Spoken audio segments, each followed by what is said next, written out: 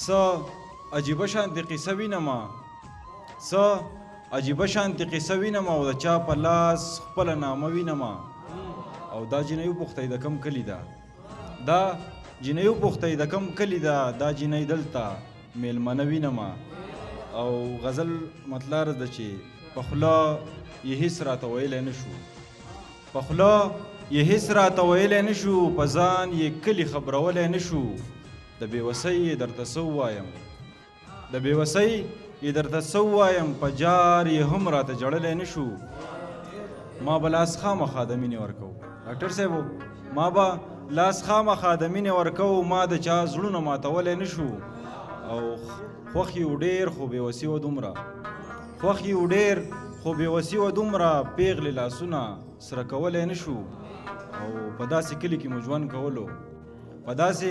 کلي کې مو ژوند کولو جړه خندا پکې کېدلی نه شو او یو وخت و داسې چې تیارې خورې وي یو وخت و داسې چې تیارې خورې وي چې به په ډاډ زړه ګرځېدلی نه شو او بېتابه دومره مینه بس دی که نه بېتابه دومره مینه بس دی که نه او نور قسمونه مې خوړلی نه شو